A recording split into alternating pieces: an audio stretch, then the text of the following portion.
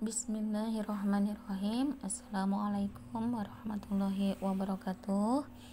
Selamat pagi anak-anak. Apa kabar kalian di rumah? Semoga kalian selalu dalam keadaan sehat. Baiklah, untuk materi pagi hari ini silakan kalian buka buku tema 7 subtema 1 pembelajaran kedua. Pada pagi hari ini kita belajar yaitu tentang, silakan kalian dibuka halaman 19, yaitu peristiwa-peristiwa pada masa pemerintahan kolonial Inggris. Ingat bahwa Inggris, Portugis, Belanda itu adalah negara-negara yang menjajah Indonesia. Jepang, ya, banyak sekali mereka ingin menguasai daerah-daerah kekuasaan Indonesia dengan cara menjajah. Terus pada pagi hari ini kita membahas tentang yaitu peristiwa-peristiwa pada masa pemerintahan kolonial Inggris, ya. Setelah berhasil menguasai Indonesia, pemerintahan Inggris itu kemudian mengangkat yaitu Thomas Stamford Raffles sebagai letnan gubernur yang ada di Indonesia. Raffles mulai mendapat tugasnya pada tanggal 19 Oktober 1811. Pada saat ini kita belum merdeka, tetapi kita pada saat ini dijajah oleh yaitu kolonial Inggris, ya. Kebijakan-kebijakan di bidang ilmu pengetahuan pada masa gubernur Raffles yang pertama adalah satu, mengundang ahli pengetahuan dari luar negeri untuk mengadakan berbagai penelitian ilmiah di Indonesia. Terus yang kedua, Raffles bersama Arnoldi berhasil menemukan bunga bangkai sebagai bunga raksasa dan bunga terbesar di dunia. Akhirnya bunga bangkai tersebut diberi nama yaitu nama Rafflesia Arnoldi, karena yang menemukan adalah Raffles bersama Arnoldi yang sekarang kita kenal dengan bunga bangkai. Terus yang ketiga, Raffles menulis buku History of Java dan merintis pembangunan Kebun Raya Bogor, ya. Kebun Raya Bogor itu merupakan kebun biologi yang mengoleksi berbagai jenis tanaman yang ada di Indonesia, bahkan dari berbagai penjuru dunia berada di Kebun Raya Bogor. Kebijakan di bidang ekonomi yaitu menghapus kontingenten penyerahan diganti dengan sistem sewa tanah, ya. Yang kedua adalah semua tanah dianggap milik negara. Ini sangat menderita, ya, rakyat pada saat penjajahan Inggris. Jadi mereka tidak mempunyai tanah, tetapi tanah mereka itu dianggap milik negara. Dan apabila mereka itu menggunakan tanah tersebut, mereka harus menggunakan apa? Sistem sewa tanah, ya. Maka petani harus membayar pajak sebagai uang sewa. Upaya Raffles menerapkan sistem pajak tanah mengalami kegagalan, dipengaruhi oleh beberapa faktor. Yang pertama yaitu sulit menentukan besar kecilnya pajak bagi pemilik tanah karena tidak semua rakyat itu memiliki tanah yang sama. Jadi munculnya pajak di Indonesia itu dulu karena yang pertama adalah kebijakan-kebijakan dari Raffles. Nah, sistem penentuan pajak ini sulit bagi mereka. Kenapa? Karena tanah yang dimiliki rakyat Indonesia itu tidak sama besarnya, ya. Ada yang banyak, ada yang luas, ada yang sedikit. Jadi mereka bingung untuk menentukan berapa besaran pajaknya. Udah tanah sendiri disuruh membayar pajak karena dianggap bahwa tanah rakyat itu adalah tanah milik negara. Karena mereka menggunakan, maka mereka diwajibkan untuk membayar sewa yang berupa pajak tanah. Sulit menentukan seluas sempitnya dan tingkat kesuburan tanah petani. Terus yang ketiga adalah keterbatasan pegawai-pegawai Raffles. Yang keempat adalah masyarakat desa belum mengenal sistem uang. Pada saat itu masyarakat belum tahu itu uang, ya, mata uang rupiah belum mengetahui. Kebijakan di bidang pemerintahan, pengadilan dan sosial. Yang pertama yaitu Raffles menetapkan kebijakan 1. Di Pulau Jawa dibagi menjadi 16 keresidenan termasuk Jogja dan Surakarta. Yang kedua, setiap keresidenan mempunyai badan pengadilan. Yang ketiga, melarang perdagangan budak, ya. Selanjutnya yang halaman 20 silakan kan buka yaitu peristiwa-peristiwa pada masa pemerintahan kolonial Belanda, ya. Nah, pada tahun 1595 Belanda berangkat dari Eropa di bawah pimpinan Cornelis de Houtman dan sampai di Indonesia pada tahun 1596 dengan mendarat di Banten. Ya, sejak pelayaran de Houtman banyak berdiri perusahaan-perusahaan dagang Belanda yang masih memiliki kapal sendiri dan berlayar ke Indonesia. Terus di situ adalah pembentukan VOC. Ya, pedagang Belanda dengan didukung oleh pemerintahannya membentuk kongsi dagang yang disebut dengan kongsi dagang VOC pada tanggal 20 Maret 1602. Tujuannya apa pembentukan VOC di Indonesia? Yang pertama yaitu menguasai pelabuhan-pelabuhan penting. Yang kedua, menguasai kerajaan-kerajaan di Indonesia. Yang ketiga, melaksanakan monopoli perdagangan rempah-rempah. Terus pengalihan kekuasaan VOC kepada kerajaan Belanda memasuki pada akhir abad ke-18. Kejayaan VOC itu mulai merosot. Faktor dipengaruhi oleh beberapa faktor internal, yaitu antara lain adalah banyak pegawai VOC yang melakukan korupsi. Jadi korupsi itu sudah ada pada sejak zaman VOC ya. Jadi di Indonesia itu akar mula adanya korupsi itu sudah ada sejak zaman VOC atau Belanda. Yang kedua, sulit melakukan pengawasan terhadap daerah. Penguasaan VOC itu sangat luas, jadi sulit untuk diawasi. Terus faktor eksternal, faktor yang berasal dari luar, yaitu kemerosotan VOC dipengaruhi oleh beberapa faktor. Yang pertama, meletusnya revolusi Prancis menyebabkan Belanda jatuh ke tangan Prancis di bawah pimpinan Napoleon Bonaparte. Yang kedua adalah penentangan oleh rakyat Indonesia terhadap VOC dalam bentuk peperangan yang banyak menyedot pembiayaan dan tenaga. Pada saat itu rakyat Indonesia udah mulai memberontak ya, sudah tidak tahan dengan penjajahan yang dilakukan oleh bangsa-bangsa Eropa. Terus pada tanggal 15 Januari 1808 Herman W. Daendels menerima kekuasaan dari Gubernur Jenderal Wyse. Daendels dibebani tugas untuk mempertahankan Pulau Jawa dari serangan Inggris karena Inggris telah menguasai daerah kekuasaan VOC yang berada di Sumatera, Ambon, dan Banda Aceh. Terus sebagai Gubernur Jenderal, langkah yang ditempuh oleh Daendels antara lain yaitu 1. Meningkatkan jumlah senjata Semarang dan di Surabaya. Terus yang kedua, membangun pabrik senjata ya yang ada di Semarang dan Surabaya.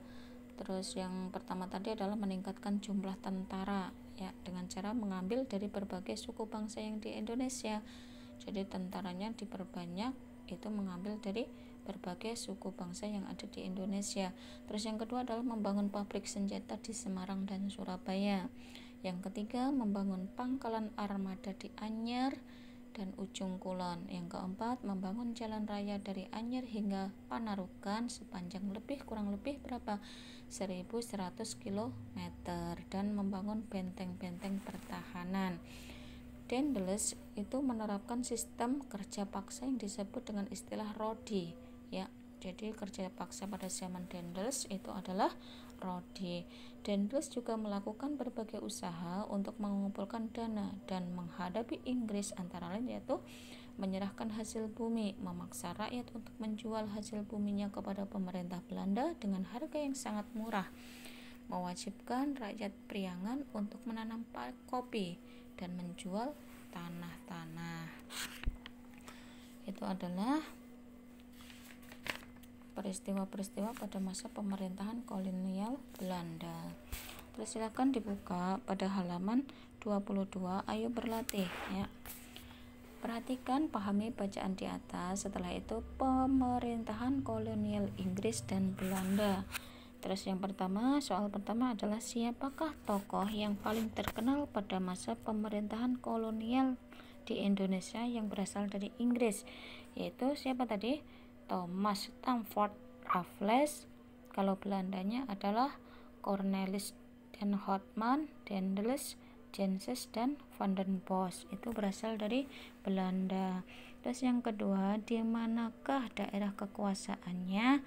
Kalau yang tadi berasal dari Inggris tadi adalah kekuasaannya adalah Sumatera, Ambon, terus yang terakhir adalah Banda.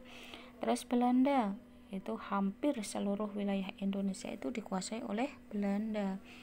Terus selanjutnya pertanyaan yang ketiga, kapankah waktu pemerintahan kolonial di Indonesia dimulai? Inggris itu pada tahun 1811 sampai 1816. Kalau Belanda itu dari tahun 1602 sampai 1945. Karena saking lamanya dia menjajah Indonesia sampai seluruh wilayah Indonesia itu dia jajah ya. Hampir seluruh wilayah Indonesia dijajah oleh Belanda. Terus di sini yang keempat adalah kebijakan apa yang diambil selama pemerintahan kolonial Belanda berlangsung. Kebijakan Inggris tadi adalah sistem sewa tanah. Terus pembagian wilayah Pulau Jawa menjadi 16 wilayah keresidenan, terus adanya kerja rodi. Terus kebijakan Belanda yang pertama adalah menyerahkan hasil bumi, tanam paksa. Terus di situ ada lagi yaitu undang-undang tentang agraria. Yang terakhir adalah kerja rodi. Terus pertanyaan yang terakhir, bagaimana kondisi rakyat pada masa pemerintahan Belanda atau kolonial tadi? Itu sangat menderita ya, pada saat itu ketika dijajah itu rakyat Indonesia sangat menderita.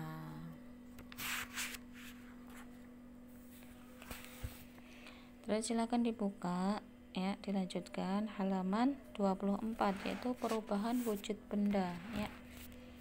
Kalau kemarin kita belajar tentang sifat-sifat benda, kalau sekarang kita berubah dan belajar tentang perubahan wujud benda. Ya. Perhatikan di sini adalah benda-benda di sekitar kita itu memiliki sifat dan ciri yang unik. Dengan memahami sifat benda, kita dapat mempelajari fenomena alam yang terjadi di sekitar kita dengan baik. Dengan memahami sifat benda, kita juga akan tahu dapat melakukan ketika kamu berada di sungai, di laut, dan di danau. Dengan mengetahui sifat benda, kita tahu apa yang akan harus kita lakukan untuk mengubah bentuk benda-benda tersebut. Meskipun hanya 3 wujud benda, benda padat, benda cair, dan benda gas, tetapi ketiganya dapat mengalami perubahan wujud dengan cara yang berbeda. Perubahan wujud benda disebabkan oleh lingkungan yang berubah, misalkan suhu lingkungan menjadi panas atau dingin. Terus perubahan wujud suatu benda juga terjadi antara peristiwa membeku, mencair, menguap, mengambun, dan menyublim. Membeku itu merupakan perubahan wujud benda cair menjadi benda padat. Misalkan kalian membuat es batu dari air cair dimasukkan ke dalam freezer, dia akan menjadi es batu atau benda padat. Dari cair menjadi padat disebut membeku. Perubahan ini terjadi karena suhu di lingkungan menjadi dingin ya. Benda cair akan membeku jika suhunya di bawah 0 derajat Celcius. Perubahan air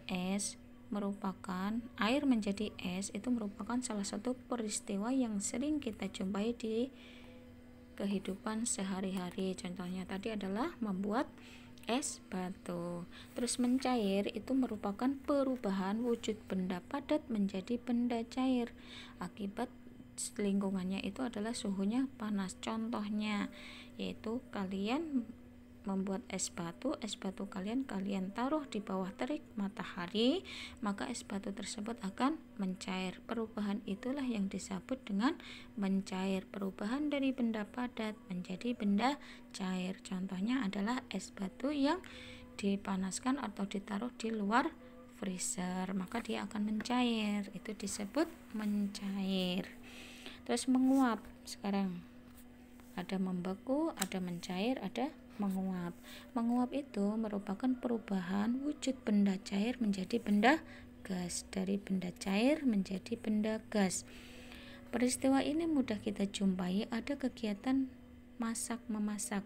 Pada saat air dipanaskan di atas api kompor, dalam beberapa saat air akan mendidih. Peristiwa mendidih inilah adalah contoh terjadinya penguapan atau perubahan dari benda cair ke benda gas. Pada saat yang sama terjadi pengurangan volume air. Ketika kita masak air tersebut akan mendidih. Lah, peristiwa dari cair tersebut menjadi mendidih itu disebut dengan menguap.